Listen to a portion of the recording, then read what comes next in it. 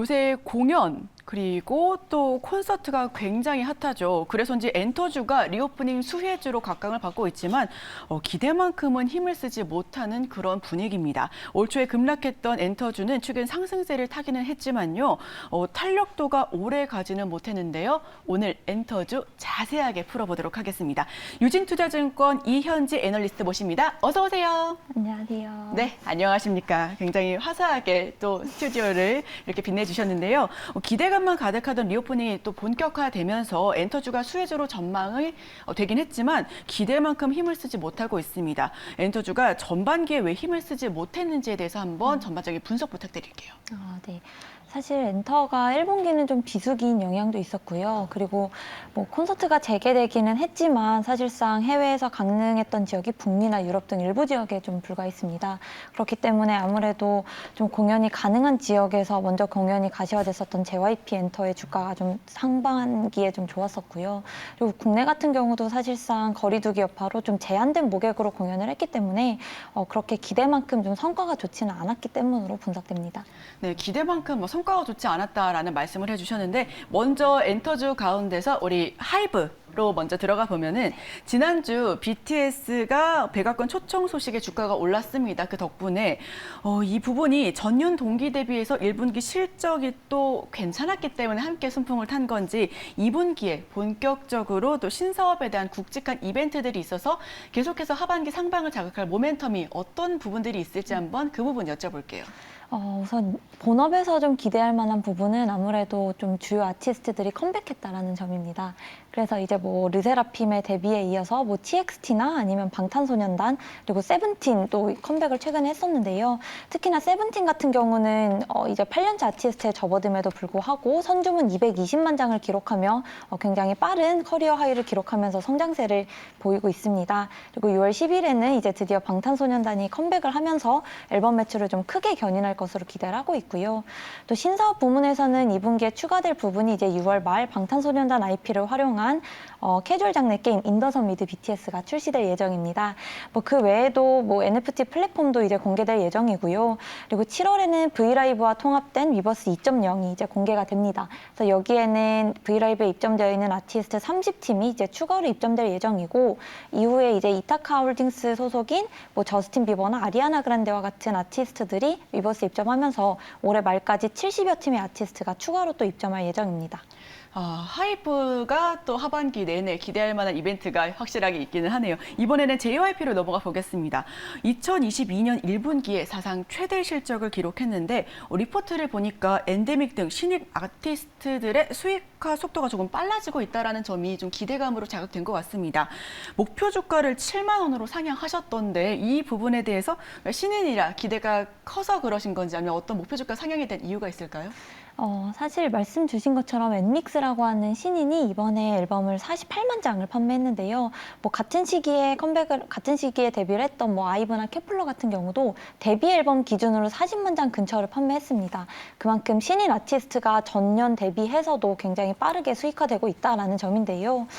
특히나 그런 부분도 있긴 하지만 이제 올해는 또 기대할 부분이 아티스트별 투어입니다. 뭐 트와이스 같은 경우도 대표적인 3세대 아티스트이지만 여전히 좀 수명 주기가 길어지면서 유의미한 이익 기여를 하고 있고요. 그리고 스트레이키즈도 이제 지난 4월 말부터 7월까지 한국, 미국, 일본에서 총 21번의 투어를 돌면서 좀 유의미한 이익 기여를 할 예정입니다. 그 이외에도 이제 뭐 니쥬라든지 아직 공개되지 않은 있지 같은 경우도 하반기 좀 투어가 가시화되며 실적을 견인할 것으로 기대합니다. 네, 계속해서 또 이번에는 SM으로 넘어가 보겠습니다. SM이 1분기에 이어서 또 여러 가지 일회성 이슈들이 굉장히 많았었는데 그래도 좋은 실적을 좀 발표를 했습니다. 2분기 실적도 기대해 볼 만한지 SM은 어떻게 보실까요? 우선 2분기는 1분기보다 더 활동이 많아질 예정입니다. 특히나 일본 중심에서의 활동이 좀 많아질 것으로 보고 있는데요.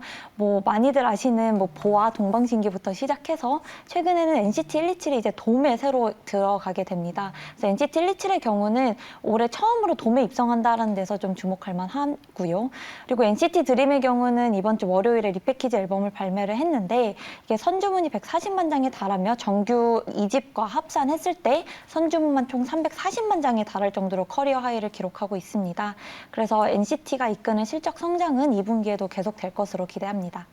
지금 이 부분이요. 우리 이현지 애널리스트께서 보셨을 때 나는 이 좀 아이돌 괜찮게 보고 있다라고 하는 그런 부분 있으실까요? 아주 적절한 타이밍에 질문을 주셨는데요. 네. 저는 NCT가 생각보다 좀 시장에서 너무 기대감이 좀 낮게 있는 것 같습니다.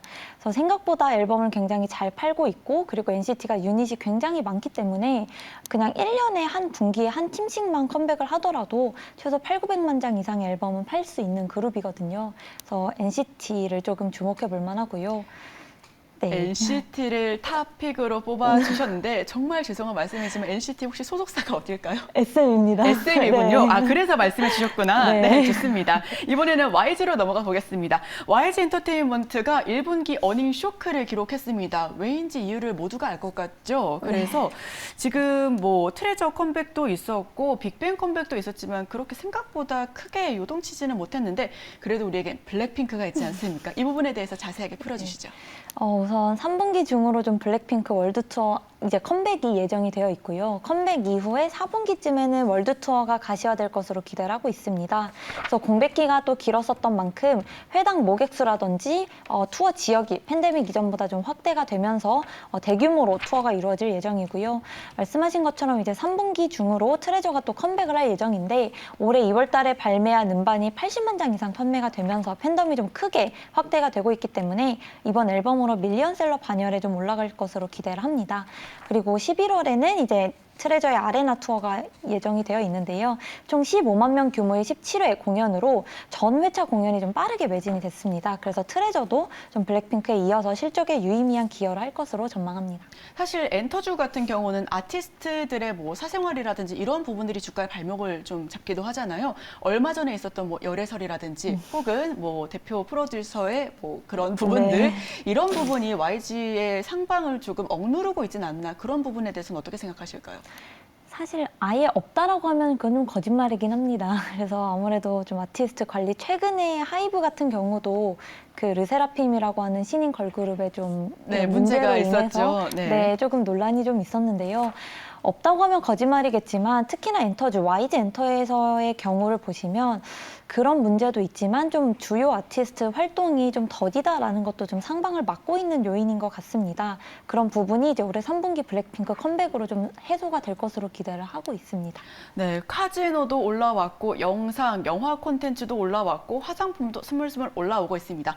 엔터주 생각한 것보다 뭐 크게 올라오지 못하고 있어서 우리가 모두 아쉬운 부분인데 상반기에 굉장히 많은 투자자분들의 마음을 졸였습니다. 하반기에는 이 대형주들을 위주로 계속해서 이제 주가 상방이 열린다면 엔터주 다시 한번 눈여겨봐도 될까요? 좀 하반기에는 기회가 올 것으로 보고 있는데요. 그 이유가 우선 최근에는 좀 매크로 불확실성에 따른 주가 조정이 좀 지속되고 있으면서 아무래도 좀 부진한 흐름을 보이고는 있습니다. 다만 앞에서 보신 것처럼 이제 외형 성장에 큰 기여를 하는 음반 매출이 굉장히 빠르게 늘어나고 있고 그리고 오프라인 콘서트 지역도 늘어나고 있으면서 회당 모객수 자체도 확대가 되고 있는 상황입니다. 그러면서 하반기에도 엔터사 모두 역대 최대 실적을 기록할 것으로 전망을 하고 있고요. 특히나 아티스트 수명 주기가 길어지면서 2세대, 3세대 아티스트가 여전히 좀 유의미하게 이 기여를 하고 있다라는 부분도 좀 주목할 부분이고요. 그리고 4세대 아티스트의 이제 그 수익화 시점이 좀 빨라지고 있다는 점도 기대할 부분입니다. 그래서 이렇게 좀 불확실한 환경이 지속될수록 결국은 실적 중심으로 다시 돌아가야 된다라고 보고 있기 때문에 주력 아티스트의 음반이나 투어 활동이 시작되는 2분기 말부터는 그래도 좀 주가 상승세에 접어들 것으로 기대합니다. 2분기 말부터는 주가 상승세에 접어들 수 있다라는 말씀을 해주셨는데 결국은 어떤 섹터나 다들 실적 하시는 것 같습니다. 그런데 이 엔터주의 실적은 그럼 결국은 아티스트들한테서 나오는 거잖아요. 아티스트들 리스크가 그래도 여전히 남아있는 시장 속에서 지금 보셨을 때 큐브 엔터라든지 CJ E&M 등 다른 그런 뭐 엔터사들은 어떻게 보실까요? 저는 그럼에도 엔터 4사를 조금 더 엔터 좋게 보고 사사를 있고요. 조금 한번 보고 계시고 대형주 네. 위주로 한번 생각을 하고 계신데 사실은 우리 아까 아티스트 수명 주기를 말씀해 주셨잖아요. 예전과는 다르게 지금 예전에는 조금 이제 열애설이 나거나 아니면 무슨 문제가 있거나 그럼 빨리 좀 돌아가는 그런 경향이 있었는데 그럼에도 불구하고 아티스트의 수명 주기가 정말 예전보다는 많이 길어졌다라는 부분이 좀 눈에 띄는 것 같습니다. 앞으로 2분기를 넘어서 하반기 내내 조금 상방이 열릴 수 있는 가장 큰 핵심이 뭐라고 생각하실까요?